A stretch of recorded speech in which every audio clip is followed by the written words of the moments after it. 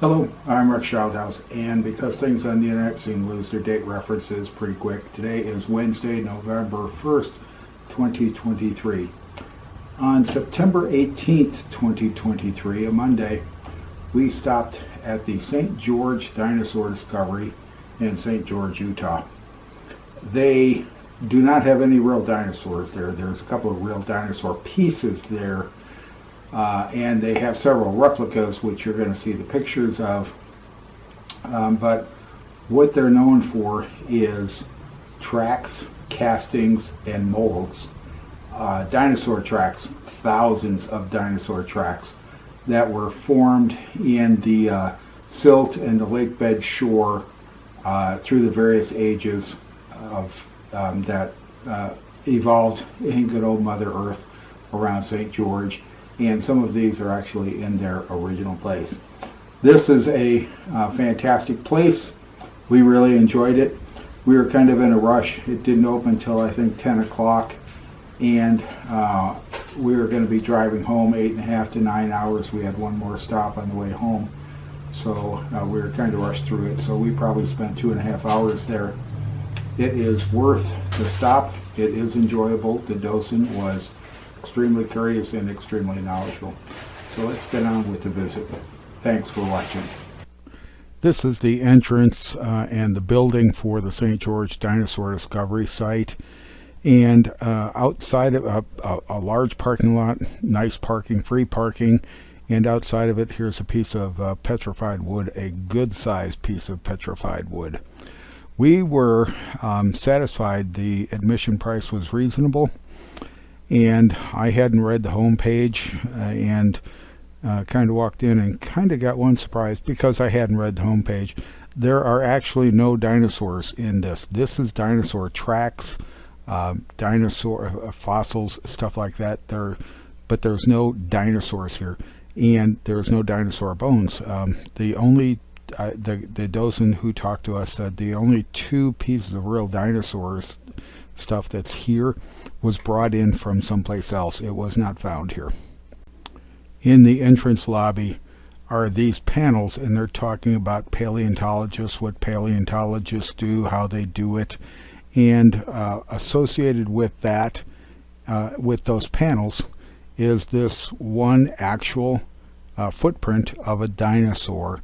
Now, the way this actually works is the dinosaur walked through here, left a void, and then foreign material filled the void in, and the foreign material was substantial enough that it was easily identifiable from the area surrounded.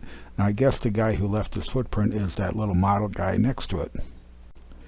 And for like the Natural History Museum of Utah up in Salt Lake City, this one explains the ecologic time schedules, and it has this graphic and says when things were running around.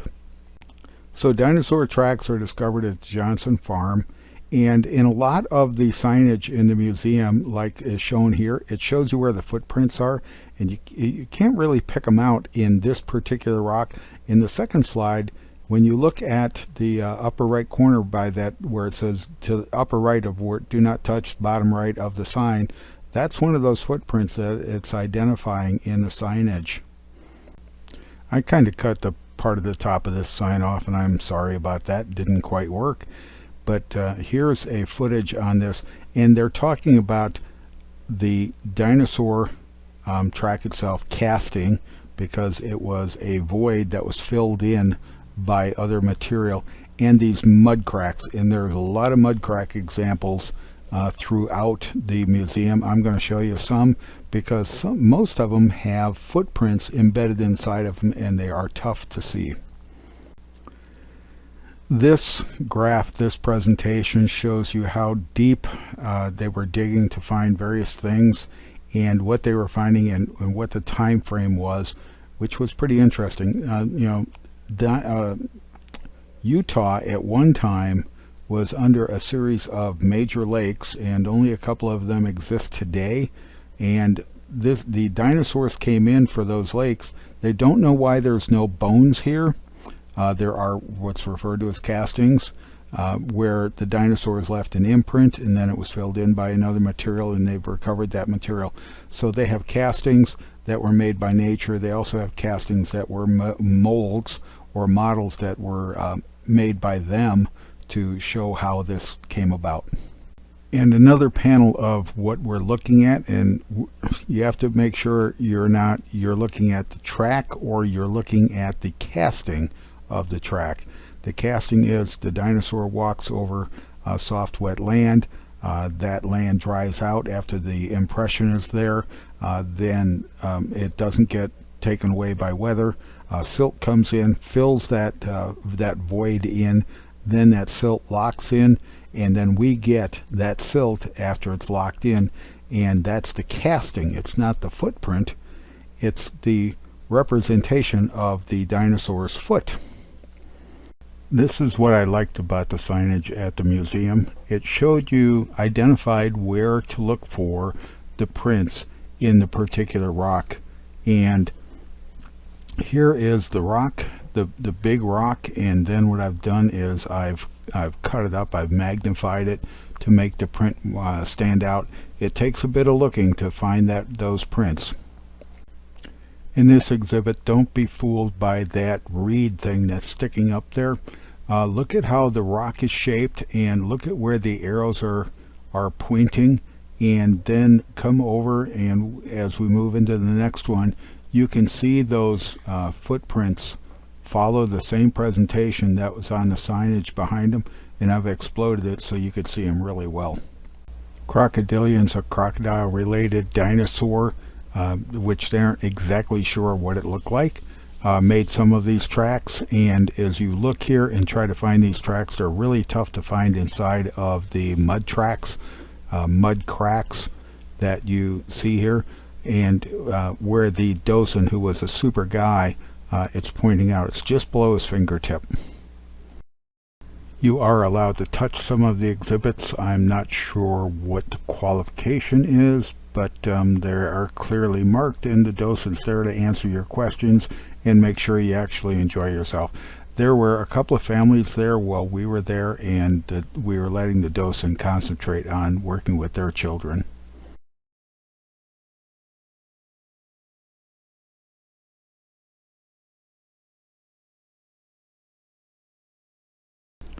These are called mud tracks or mud cracks, and as the soil, the dirt, the material is wet and starts to dry out, it contracts, it forms these cracks, and then other sediment comes in, fills them in. So that's how we get these, because it's two different materials existing in the same basic area.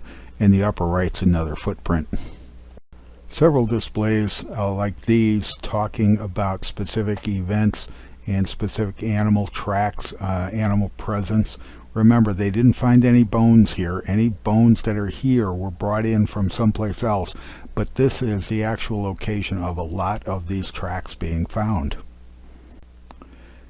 They found a rock 2005 by this panel, and in the process of recovering it, the rains came in and they had to work really hard and fast to preserve the find and get it out of there. This presentation, they're talking about how they can use the tracks, the castings, the molds to determine how fast the animal was moving, how big it was, things like that. And the footprints on this track, on this particular rock, are beautiful. You see what I'm calling footprints. They're the castings, they're the molds, and this particular rock has really nice presentations of this particular little meat eater. The paleontologists and the local citizens are taking dinosaurs in this area and the evidence of their presence very seriously. So they're working on a project, they find evidence of dinosaurs, and that they stop working on the project and recover the dinosaur evidence. This exhibit is talking about how wind and water move other materials, particularly fine materials, fine grits, into the footprints, into the impressions that are made by numerous things around, and then everything hardens. and because they're dissimilar, they don't harden together, and you can separate them later on. The V-shaped marks in this, they attribute to either wind or sand, water moving small pebbles, small rocks, other objects across soft material, or the dragonfly larvae dragging their bodies across the loose material as creating these V marks. Numerous things have a hand at leaving these impressions, these castings, and this one's talking about this microorganism that came in around this footprint, and it was obviously in a functional state at that time. Then the water source, heat moved away, heat came in, whatever, died, it shriveled up, and it leaves this wrinkle pattern. As the Earth went through its various ages, its various cycles, Utah had a number of lakes at different times, and what they produced was these, where the water comes down and fills in these areas and creates new layers, and these layers protect what was underneath it and allow other creatures to come in, walk around on the new layer, which is relatively soft, and then they are preserved. So as you go deeper and deeper and deeper, you find in more and more creatures. I have intentionally been trying to avoid pronouncing these dinosaurs and whatever else. Stromatolites, I'm guessing.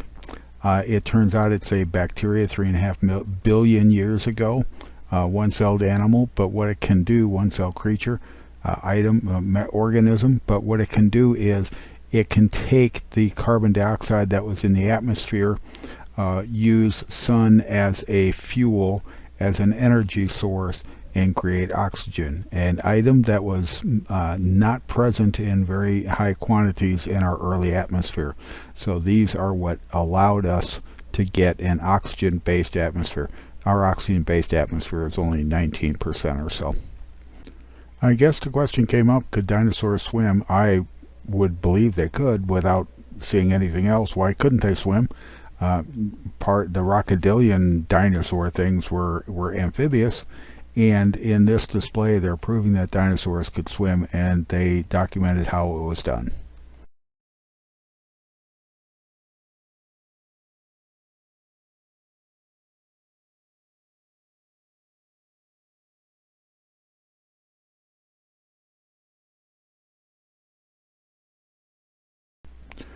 Well, rare. Why wouldn't you have tracks inside tracks? And here's a couple of small tracks inside some very big tracks.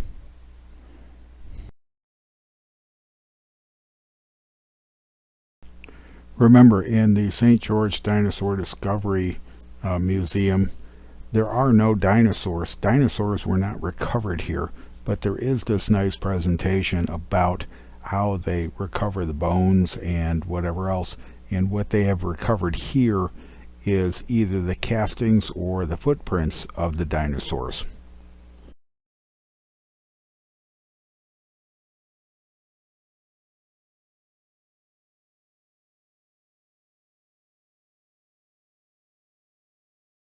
This is a recreation or a model of a dinosaur, because remember, they only recovered tracks here, but he is placed on the tracks that they believe he made, which is kind of cool, and Joyce is there for scaling.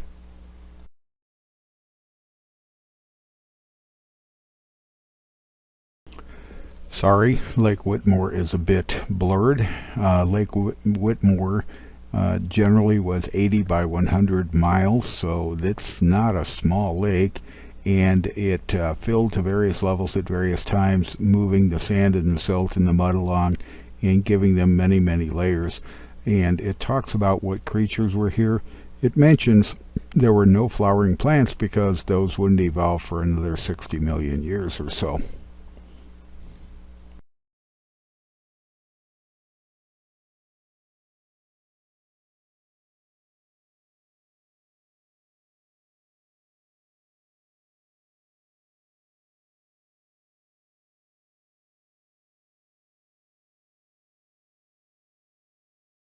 So something falls in the mud, tree branch, fish bones, whatever, and as the mud's sitting there, the mud is quote-unquote alive with algae, and the algae coats the decaying tree, because the decaying wood, because that's a food source for it, and then animals may get trapped in it, and as everything dries out, the algae dies and it literally becomes a fossil.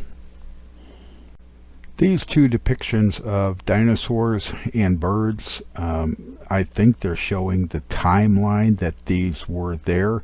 I didn't get a good enough photo to be able to read it, and I don't have another sign to explain it. Several very well painted murals throughout the museum, and Joyce is in it for scaling purposes. Evidently, finding tracks for small dinosaurs is not a problem. Finding them where they're turning as they walk evidently is a problem. And on this presentation, if you can pick it up, there's a couple of dinosaurs making turns here. It was cool. Here's a dinosaur track on the move, so to speak. Coming left. We're walking him.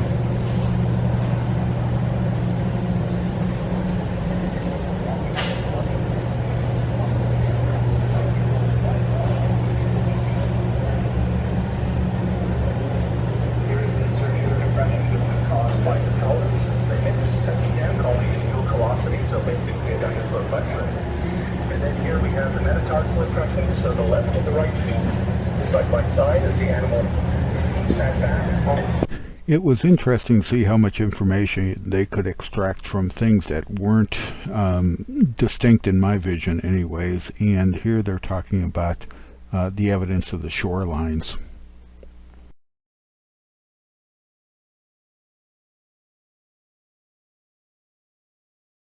Did dinosaurs take advantage of the beautiful beach they had at Lake Whitmore?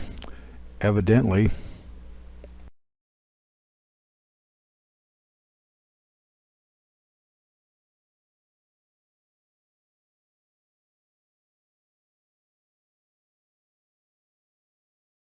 If you haven't figured it out, I'm just having fun with this one. I really enjoyed it. If you've got a lake, you might as well have frogs. If you got frogs, you got tadpoles.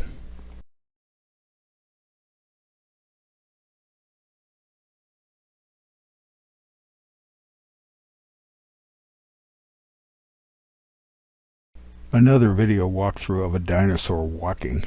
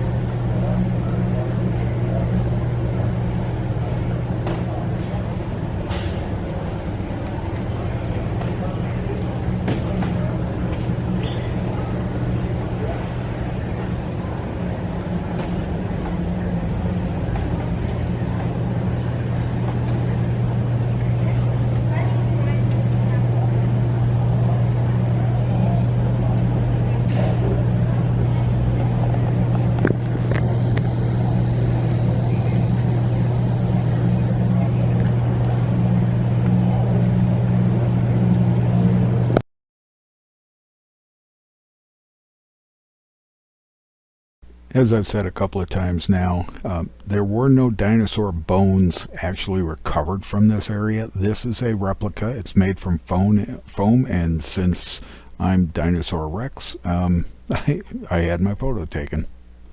And we discovered that Utah has a state dinosaur and a state fossil.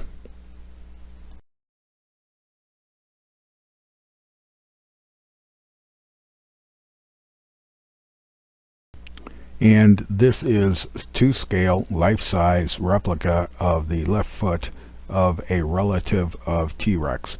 Good sized guy. No, I'm not going to try and pronounce dinosaur names. This is a good size casting from 2 million years ago. So the question is, did dinosaurs carry their tails or did they drag them? They found drag evidence and a couple of beautiful murals.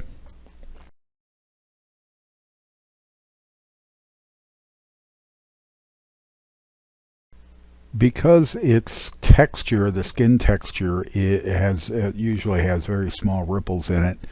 That's very rare to come up with it, but they found it in these imprints. In the far right corner, back of the building, they had about 6 cases shown here. Some of them are shown here, where they were talking about various transitions, various developments through the numerous eras of development for the Utah area, dinosaurs, plant life, etc. I have no idea what the Kayenta timeline is. Until I read this, I had no idea. And this is another one of their beautiful murals. So this is this museum, this presentation will enthuse kids, even if there aren't real dinosaurs, hundreds of dinosaurs standing around like the Utah State, the Natural History Museum of Utah.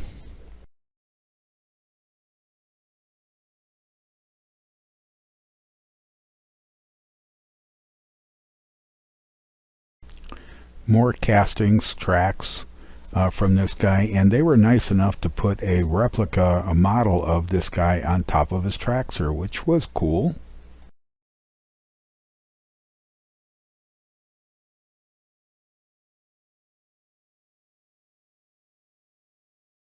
More tracks and a presentation of what this guy might have looked like, and in the mural associated with this guy, don't miss the DeLorean in the background.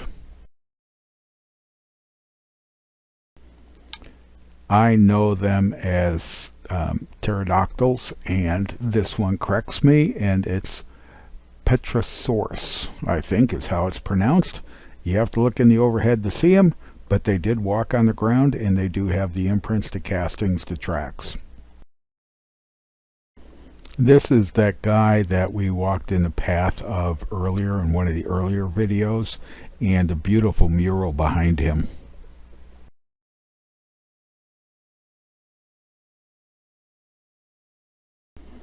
I thought the murals inside the museum, like this one here, were really informative, and I think these are the types of things that will hold children who visit the museum's interest.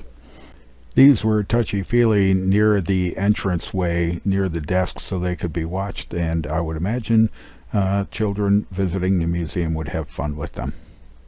I would advise you of your visit to the museum not to miss the outside. It is very easy to miss. The door is down a hallway, and it was not open when we were touring the museum. However, I did have a note somewhere that said make sure you look at the outside displays, and these are some of the outside displays. Joyce is giving us some scale in that photo, and then they walk you through the timelines of development of the dinosaur age, of the age of Earth. And I'm not sure the animals, the creatures, are all in their correct placement, but the panels are in the chronological order.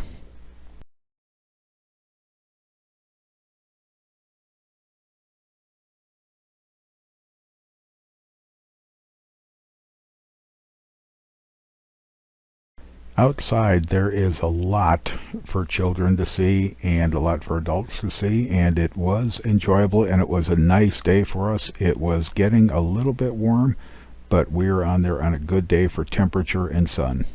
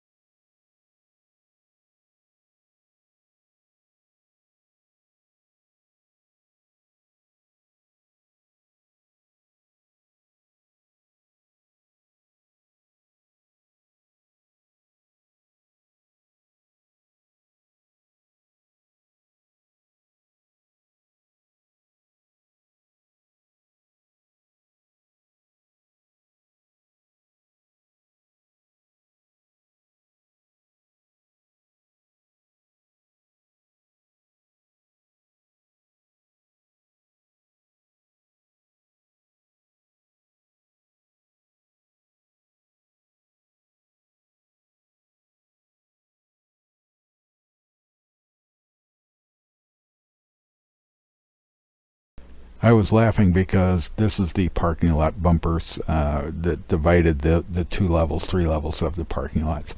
We spent about 2.5, 3 hours at the museum, the St. George Dinosaur Discovery Museum. There are no dinosaurs here. There were no dinosaurs found here. And this is a fantastic complement to the Natural History Museum of Utah, Salt Lake City, and its dinosaurs. We really enjoyed it. I would not mind going back and spending probably 5 to 6 hours there reading and walking through display and taking better photos. Thanks for watching. Hope you enjoyed it. We loved this particular stop.